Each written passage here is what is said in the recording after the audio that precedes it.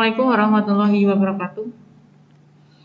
Oke, pada kali ini saya akan mempraktekkan bagaimana cara menghitung dengan menggunakan program SPSS.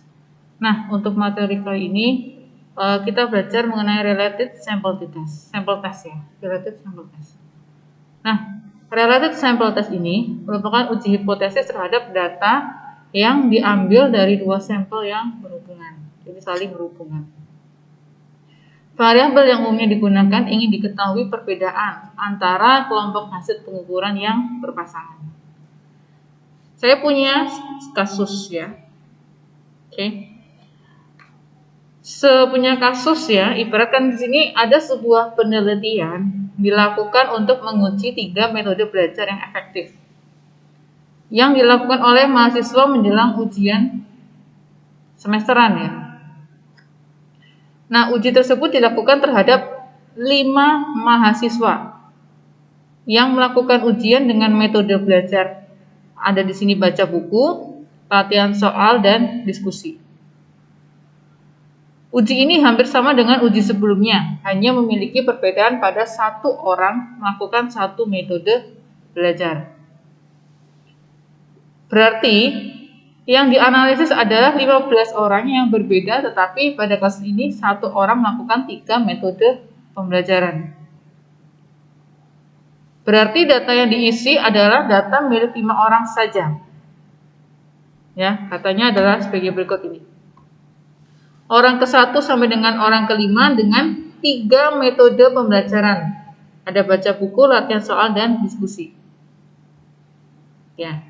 Di sini kita akan menggunakan SPSS untuk mencari related sample test.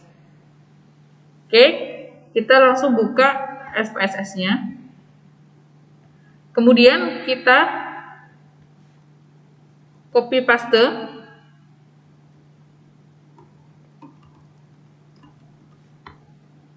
semua ini ke dalam SPSS. Ya. Kemudian kita ganti variabel view-nya. Di sini kita ganti nomor. Di sini kita ganti untuk variabel 2 adalah baca buku. Sini kita ganti latihan soal. Baca buku.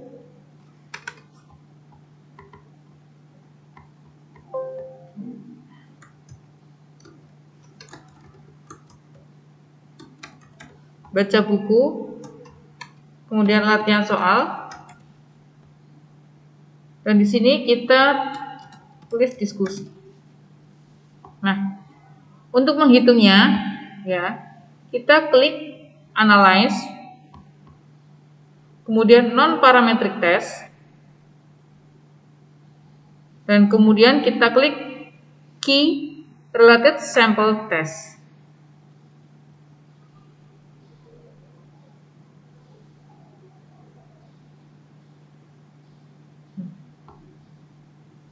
Kita klik key related sample. Maka akan muncul dialog test for several related sample. Nah, yang dimasukkan ke dalam kolom test variabel adalah yang mau kita uji. Di sini kita akan uji baca buku, latihan soal, dan diskusi. Maka kita masukkan ketiga ini ke dalam test variabel. Oke. Nah, kemudian setelah masuk ke test variabel, pilih Friedman ya. Pilih Friedman pada test type sebagai default ujinya. Kita pilih Friedman. Klik statistik dan pilih descriptive. Kemudian kita continue. Terus kita oke. Ini hasilnya. Nah, apa kesimpulannya dari output SPSS ini? Di sini kita bisa melihat ada kategori baca buku, latihan soal, dan diskusi. N-nya adalah 5 karena jumlah soalnya orangnya adalah 5. Rata-ratanya kalau baca buku 56, 72, 82, standar deviasinya dengan masing-masing kategori, nilai minimum dan nilai maksimum. Ya, di sini juga ada Friedman testnya, ranking dan tes statistik. Nah, ketentuannya, kesimpulannya, dalam output ini HO diterima jika X kuadrat hitung lebih kecil daripada X kuadrat tabel.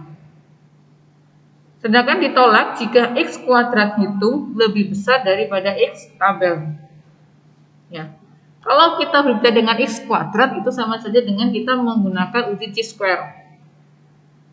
Nah, perhatikan harga chi-square pada analisis statistik nilai di sini nilainya adalah 9.000. Nah, sedangkan pada tabel chi-square-nya, nilai chi-square tabelnya, anggap aja di sini tingkat kepercayaannya adalah 0,05. DK-nya adalah 2, ya, diperoleh dari ada 3 metode baca buku, latihan, soal, diskusi. Maka untuk mencari DF-nya adalah K-1, sehingga DF-nya adalah 2. Maka nilai chi-square tabel, ya, tabel chi-square dengan nilai kepercayaannya adalah 0,05, maka nilai chi-square tabelnya adalah 5,591. Oke, itu chi-square tabel. Sedangkan chi-square hasil hitungannya adalah 9,000 atau 9.000. Hal ini berarti X kuadrat hitung lebih besar daripada X kuadrat tabel, atau nilai chi-square hitung lebih besar daripada chi-square tabel. Berarti kesimpulannya adalah pada penelitian ini atau pada soal ini HO ditolak. Artinya, terdapat perbedaan yang signifikan antara ketiga metode belajar tersebut. Jadi ada perbedaan dari ketiga metode pembelajaran. Ya, karena HO ditolak. Sekali lagi, kalau uji ini, uji Friedman, ya, Friedman, jadi kita pilih ujinya uji Friedman. Kesimpulannya HO diterima jika nilai chi-square hitung lebih kecil daripada nilai chi-square tabel. Sebaliknya, ditolak apabila nilai chi-square hitung lebih besar daripada chi-square tabel. Di sini chi-square hitungnya tadi, ya, DF-nya ada 3 kategori, berarti 3, ya. 3 dikurangi 1 sama dengan DF-nya 2. Di tabel chi-square dengan DF 2, terus kita asumsikan bahwa nilai interval kepercayaannya adalah 0,05, maka nilai chi-square tabelnya adalah 5,591. Itu kemarin kita sudah belajar bagaimana cara membaca tabel chi-square, ya. Jadi silakan nanti bisa dibuka tabel chi-square dengan nilai DF-nya 2, terus nilai interval kepercayaannya adalah 0,05, maka nilai chi-square tabelnya adalah 5,591.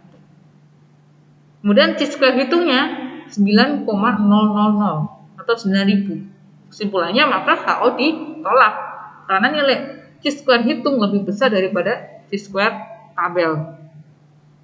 Oke, sampai sini kalau ada yang ditanyakan silahkan ditanyakan pada bab kali ini. Sebelumnya nanti saya akan melanjutkan bab yang lain, ya, mengenai uji validitas, reliabilitas, uji regresi dan lain sebagainya. Nanti kita akan bahas karena uji yang akan saya bahas nanti itu sangat penting bagi mahasiswa itu dalam menyusun skripsi nantinya, ya. Jadi kalau menyusun skripsi nanti kita membutuhkan uji validitas, reliabilitas, regresi dan lain sebagainya, itu sangat penting. Jadi mohon untuk disimak, dan kalau memang ada programnya bisa untuk dipraktekkan. Dari saya cukup sekian. Apabila ada salah kata saya mohon maaf. Kalau ada pertanyaan silahkan ditanyakan pada YouTube, ya, kolom YouTube, atau bisa lewat WhatsApp atau grup kepada saya. Sekian dari saya. Apabila ada salah kata saya mohon maaf. Wassalamualaikum warahmatullahi wabarakatuh.